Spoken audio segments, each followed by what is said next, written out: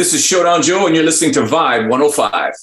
This is VIBEtalks, exclusively on Vibe 105. Hey everybody, this is Giancarlo Aulino reporting for Vibe 105 with a Sports VIBEtalks segment where we're going to be talking all things MMA today. To help me out, I'm happy to be joined by my guest. He is one who is familiar with one of the promotions I'm going to be talking about here in Rizin. He is an English voice. He is Showdown Joe Ferraro. How you doing, Joe? Good, my man. What's going on? Doing great. And Joe, talked to you a few months back about, cross promotion and this idea of other promotions getting involved with Rizin. And all of a sudden, a couple weeks go by and the big news comes out. Rizin and Bellator teaming up here. They're going to be going head to head on New Year's Eve. So when you heard the news that Rizin and Bellator were going to do like a best on best situation, what came to mind there? Well, from a broadcasting perspective, I was smiling ear to ear. Obviously, I get to call these fights, and they just get better as the night goes on.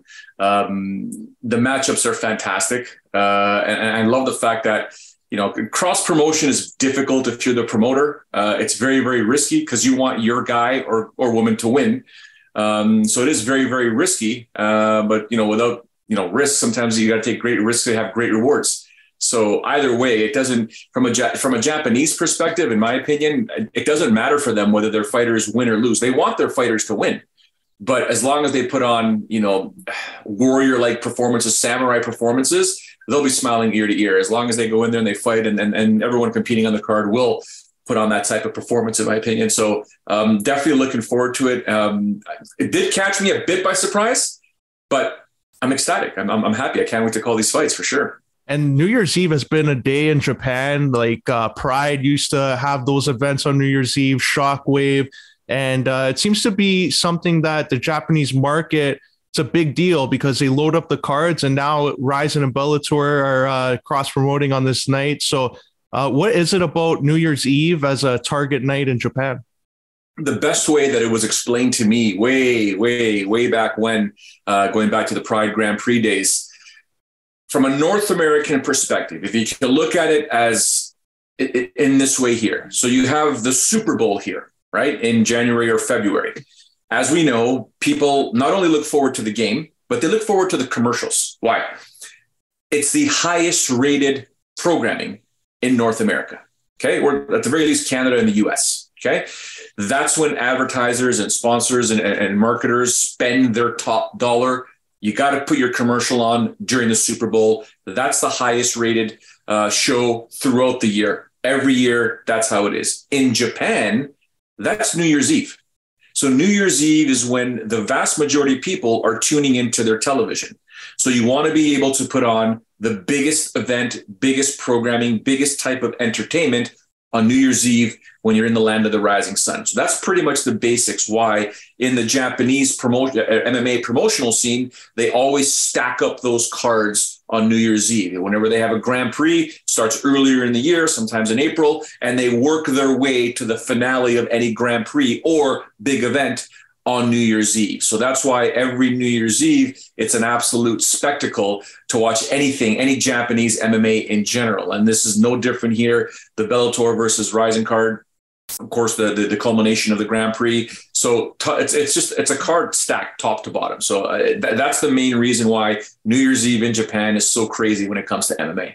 And this card, like you mentioned, there is stacked. Like you got champions competing against champions there, Patricio, Pitbull, and Kleber, Koike. So we'll start with that one because a lot of fans, they know Pitbull in the North American sense. Like they see some of his fights. Maybe he doesn't get the respect he deserves in terms of pound for pound. But what can you say about the Rizin featherweight champion?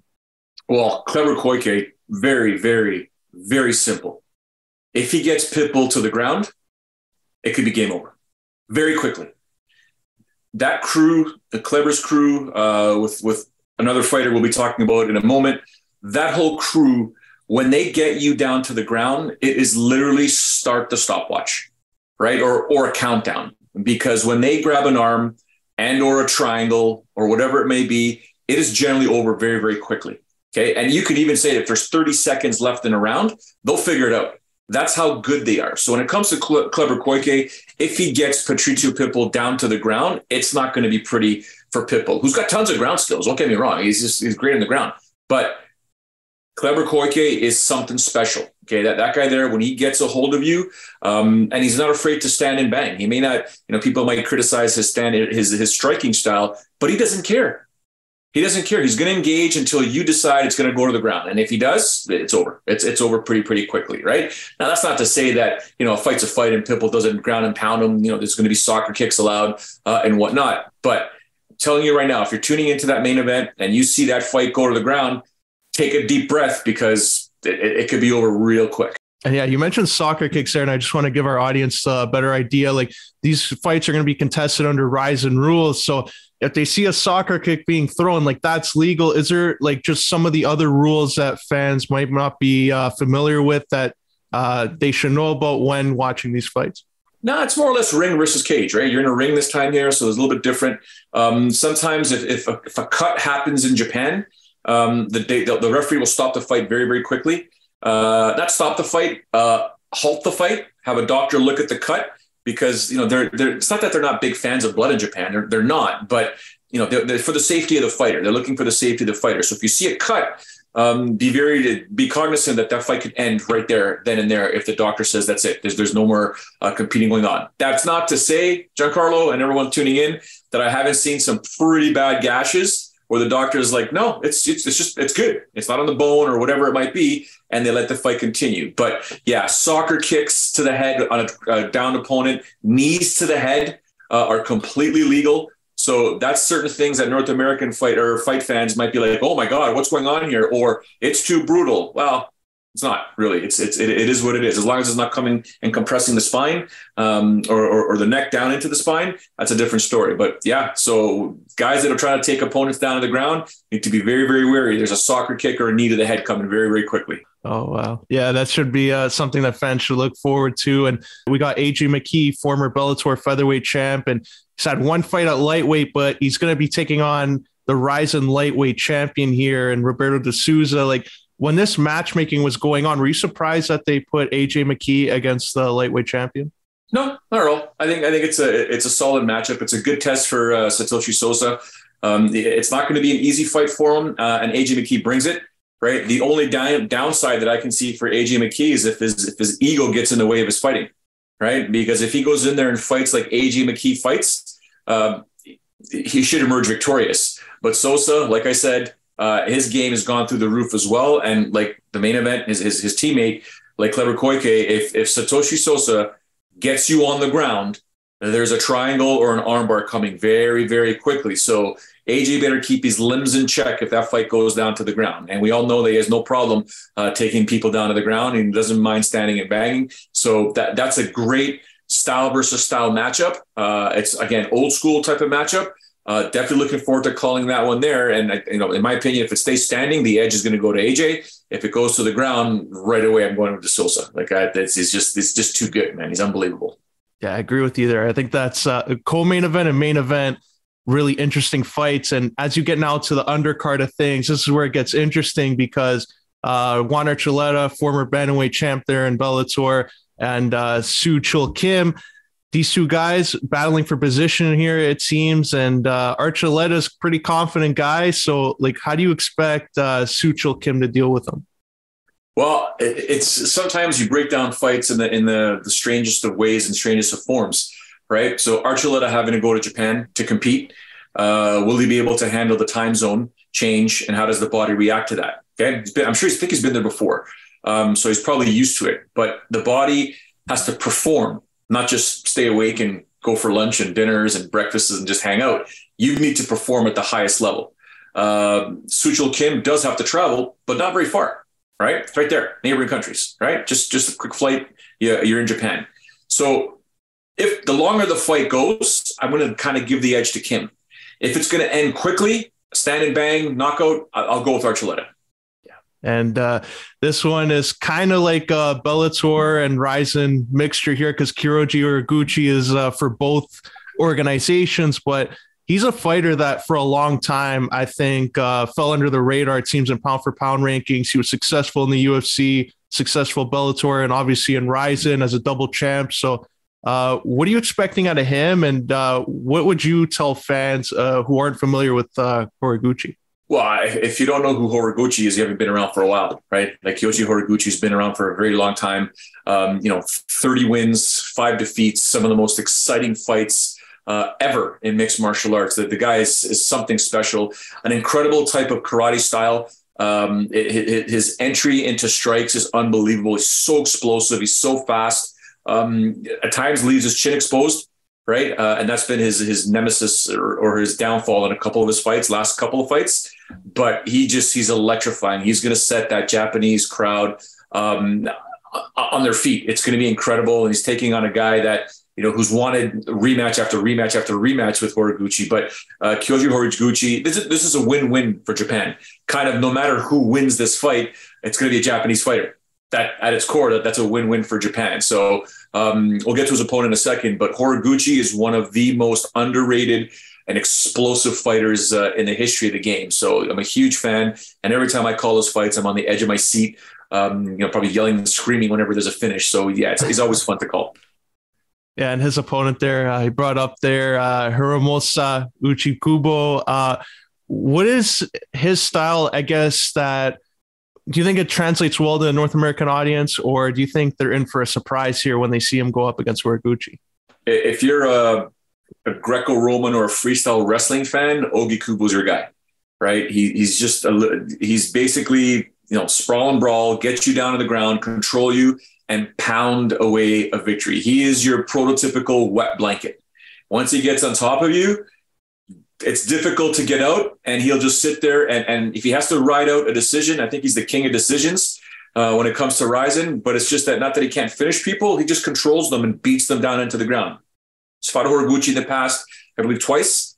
So they know each other very, very well. And this time around, he's just looking for that rubber match that allows him to emerge victorious and prove to the Japanese fans, to the Rizin promoters, and to everyone that's a hardcore MMA fan that he is an elite fighter in this game. And that's the one victory he's been trying to get over his whole career, is just a win over Horiguchi. So he's coming in there. I'm sure he'll be stressed. I'm sure there'll be anxiety, but he knows what's at stake here. It's fighting on New Year's Eve. It's what every Japanese fighter dreams about. Horiguchi back at the Saitama Super Arena, knows he's going to set that place on fire. That's going to be an amazing scrap, to say the least.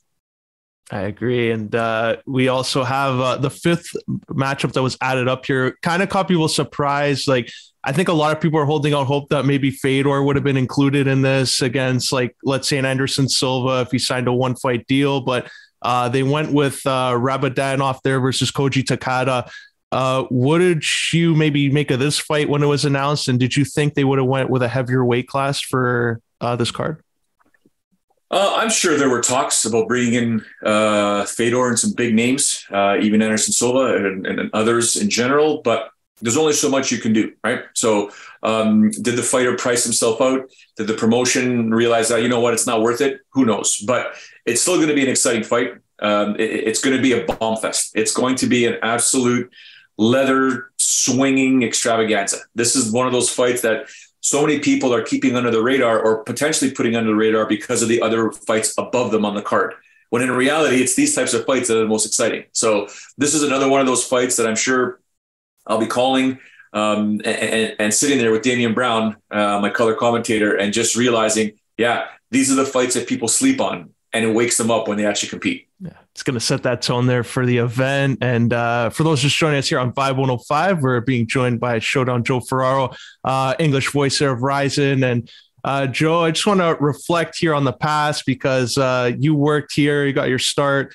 MMA Connected was a big show that a lot of people like myself watched and got the news on the UFC at the time. But during that time, you were with GSP, and you got to see his rise in the sport. What are some of your memories of seeing our Canadian legend there in Georges St-Pierre? Well, I mean, it's arguably the most blessed portion of my career and my life, right? Like I got to call, George's first 4 fights.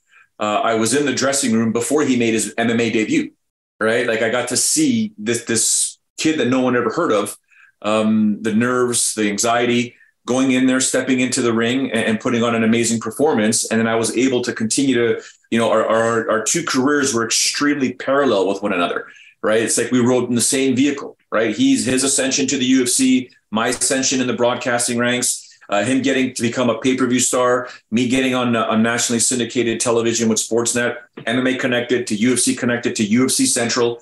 We were the first show.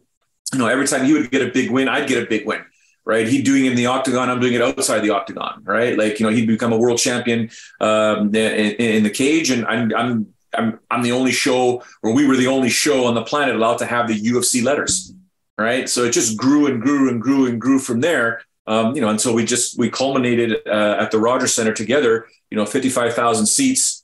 And it was just, I got to see, it's translated well in my other endeavors in life, but being able to see someone no one had ever heard of turn into one of the biggest pay-per-view draws of all time, biggest pay-per-view stars, in the UFC, Conor McGregor aside, of course, you had Chuck Liddell, Tito Ortiz, and all the other guys, but in watching him grow the way he did, it was like I was taking notes on what an elite athlete has to do in any sport, in any endeavor, how to promote yourself, how to market yourself, how to handle yourself, how to deal with stresses, how to deal with ups and downs in your career. And I took that to myself, and how do I handle those ups and downs? Now that I'm in the soccer world, how do I deal with these young athletes that one day might become superstars, one day might become, a starter for a professional soccer team or their national team or a team overseas. So I kind of lend and give that advice to parents. I give that advice to fighters. I give it to athletes,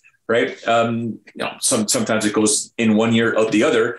That's not on me. Obviously, Giancarlo, as you know, I'm always available and offer what I've seen and what I believe can be a successful path for anybody. Whether they choose to take it, it's them. But it's in knowing Georges St-Pierre the way I do, and been blessed and lucky to be, we traveled the world together, like from Japan, Canada, the States, you name it, whatever city we were in, it was always one text away. Where are we going for dinner? What are we doing here? What's happening for breakfast? That kind of stuff. And, obviously being friends, the inside jokes are nonstop. Sometimes I used to tell them, like, dude, we can't talk about that or do that in front of other people because they have no idea what we're laughing about or what we're talking about. Right. So, and he's just a wonderful human being. Always was. If you caught his social media recently, the dude's still ripped. He's just out of control. That guy, he doesn't stop. Like, I think for us, tries to kick him out of the gym. He won't leave the gym. He's just an animal. He's just an absolute specimen of an athlete. Right. So. And also, like, just you were mentioning his social media, like, he's training so much, and it always brings people like their thought immediately, like, will he fight again? And his mindset, like, he was always against it. Like, he said he hated fighting, but he just liked the training. Like, do you see a scenario where he would actually maybe entertain an offer to fight again? Well, never say never, right? Right now I'm going to say no, but never say never. I mean, the right opportunity presents itself. It's a good payday. I mean, people don't understand the fight business sometimes. And I don't mean the listeners here, and I don't mean yourself, obviously. In general, right? Like, one of the ways you make money in the fight game, and George would never agree to this, by the way. One of the easiest ways to make it in the fight game, you learn from the boxing world, right? Padded records, right? Guys will take fights or girls will take fights versus opponents they know, or very close to knowing that they could beat. And how do you maximize that payday, right? So George was offered a big fight versus someone that he feels he could beat. Problem is, he feels he can beat anybody, right? Big money fight, like big money fight. I don't see him turning it down. I might be the first person to call him and say, turn it down. He's not going to listen to me, right? George is going to do what George does, right? So never say never, but personally, he's getting up there in age. He doesn't need to fight, right? He's banked all his money. He's done very, very well for himself. He's got other business endeavors that he's working on. He gets marketing. He understood it. He saw the power that we had together with Sportsnet. He was the athlete of the year 2 years running, if I'm not mistaken. He just knew how to get his name out there and the smartness, right? So he knows what he's doing. But Giancarlo, I don't think he should be fighting again. Just, dude, relax, man. Just go to Monte Carlo. Like, go do something. Don't just go act. You don't have to fight for what? You're one of the greatest of all time. Stop. I agree, but you never know. Well, never say never, and maybe the right offer will come along. But Joe, before we wrap up here, it is a season here, Christmas time, holiday season.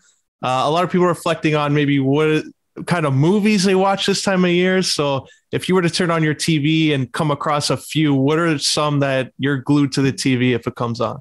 There's only one. I mean, there's only one for me. I don't watch much television. Number one, I'm not the only reason why there's, for example, Netflix or Amazon Prime in this house or any cable or whatever is for my family. I don't watch television. Believe it or not, other than MMA, which is, sometimes I got to study before I go live on the air. It is, and you know me well enough, Giancarlo, it is soccer 24/7 in my house. That's the only thing. And I subscribe to various platforms that allow me and my son to watch soccer 24/7. I spend more time watching coaching videos and soccer coaching videos than, I won't say that the words, but then what most, people do with other endeavors on their computer or phone, right? That's all I watch. It's all I watch. It's all I do. But if there's going to be one movie that I watch every single year and still laugh my face off, it's Elf with Will Ferrell. I have to watch it. I just think it's hilarious. And he's one of my favorite comedians and actors ever. And I still watch that movie and get a kick out of it. I don't know. I think I've watched it, 10 times now? I love it. But every year we have to watch it as a family and just get our kicks in. The guy's the best. I love him. Yeah, that's a good one. I love that choice. And I guess, Joe, before we let you go here, how can we follow you on social media and stay up to date with everything you're doing? Yeah, by all means. Instagram is Joe A. Ferraro. Facebook, it's obviously that long algorithm. So just search up Joe Ferraro. Look for the bald head with the aviator glasses. No, it's not Pitbull. It's me. That's one. LinkedIn, obviously, Joe Ferraro. Twitter's Joe A. Ferraro. I actually have a TikTok account now, Joe A. Ferraro. I'm trying to keep up with the millennials just for my mortgage business. So yeah, that's pretty much the main social media. I've got a YouTube channel, Giancarlo, but I just post the videos that I post on social media there. So you probably, ladies and gentlemen, you probably won't get much value out of my YouTube, but if you want to see mortgage related content, that's where to go. But other than that, my social media shows the various sides of who I am, whether it's Showdown Joe, whether it's Joe Ferraro, the family guy, the father, whether it's Coach Joe on the soccer side. I understand that you just got to keep things authentic, and I put stuff out there that hopefully people will consume and enjoy. If they don't like it, they don't like it. If they like it, fantastic. Highly recommend that follow. And Joe, I appreciate you sharing your time here and coming on Vibe 105 to talk all things Rizin versus Bellator. And I wish you all the best. Happy holidays to you and your family, and to all the listeners. Enjoy, be safe, be merry, and we'll look forward to the New Year's show as well. Thanks a lot. And now back to your Vibe 105.